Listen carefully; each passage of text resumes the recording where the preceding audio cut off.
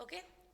Okay guys, in this session you will be seeing a problem relating to partial order relation.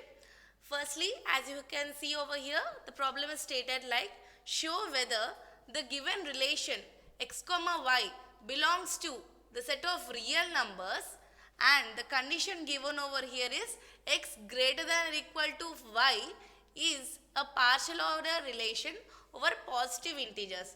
That means I am asked to show a set of numbers over the real number set whether it is obeying the partial order relation having the condition of x greater than or equal to y. So let me suppose I'll take a set of numbers among the real numbers. For suppose I am taking a set A consisting of 1, 2, 3, 4. As you already know, these belong to the category of real numbers. Now I am asked to prove whether this set obeys the relation x greater than or equal to y, and is it obeying the partial order relation condition or not. Okay, let me give a brief description of what is partial order relation. A relation is said to be partial order if it obeys the antisymmetric property, reflexive property, and transitive property. If it is obeying all these three properties, then in that case it is said to be a partial order relation.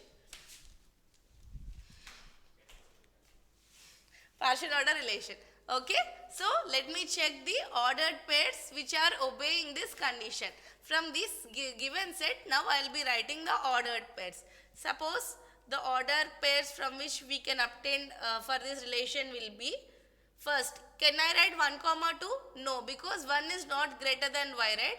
So I can't write 1 comma 2. Similarly, I can't write 1 comma 3, 1 comma 4.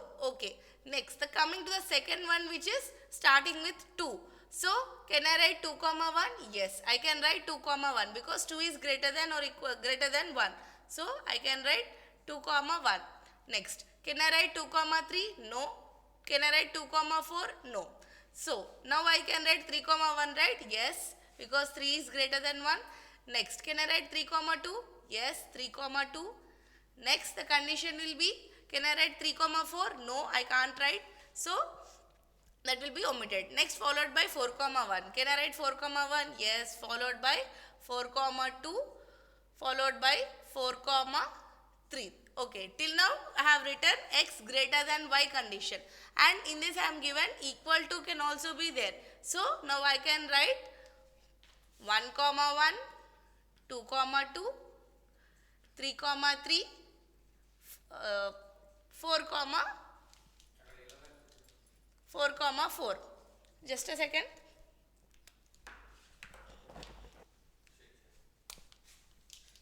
Four comma 4. These are the ordered pairs which are obtained by obeying this condition. Now I will be checking for the reflexive property.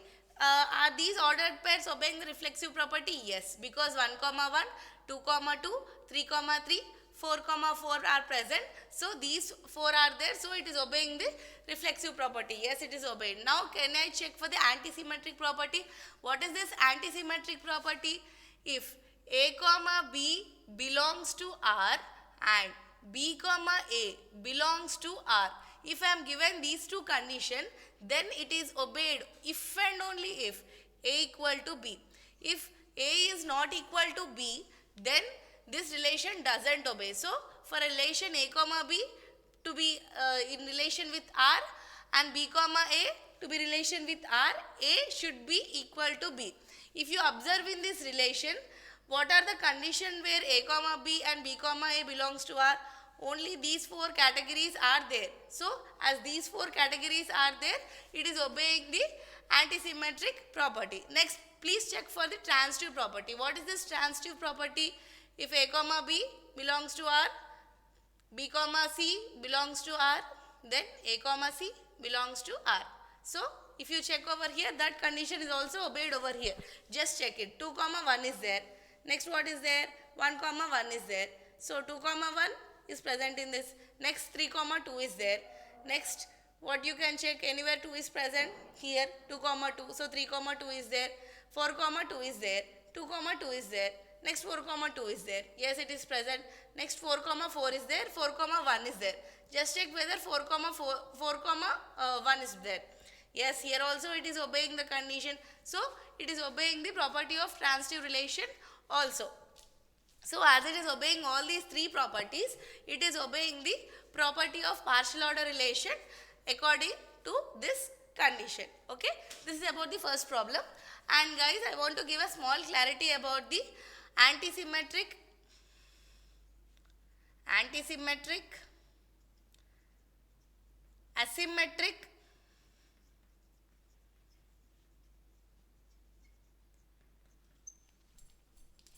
and symmetric relations. Okay, many students will get confused with regarding these three conditions. I just want to give a clarification. First, if you see the symmetric property, a condition is said to be symmetric if and only if A comma B belongs to R, then B comma A should also belongs to R, irrespective of the whatever the values of A and B can be. A and B can be different also.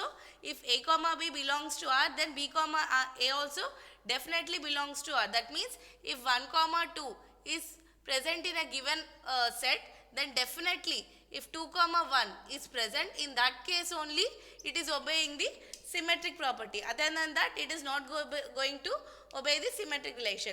Next, coming to the asymmetric property. What does the asymmetric property states? If A comma B belongs to R, then B comma A should not belongs to R. That means if 1 comma 2 belongs to R, that is the set that is the ordered pair which is given to us, then if it wants to satisfy the asymmetric condition, then definitely 2 comma 1 should not belongs to R.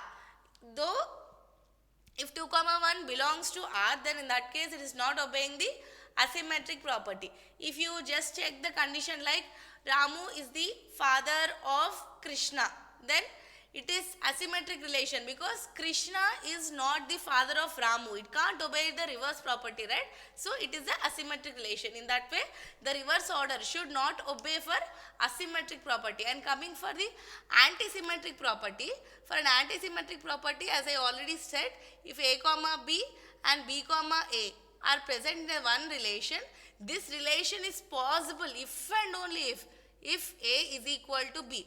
If A is not equal to B and if A comma B, B comma A are not present, then it is not an antisymmetric property. That means antisymmetric property is said to be true in the case of reflexive property at least. But for asymmetric relation, it is not true in the case of reflexive relation also. Okay, these are the three major differences between antisymmetric, asymmetric and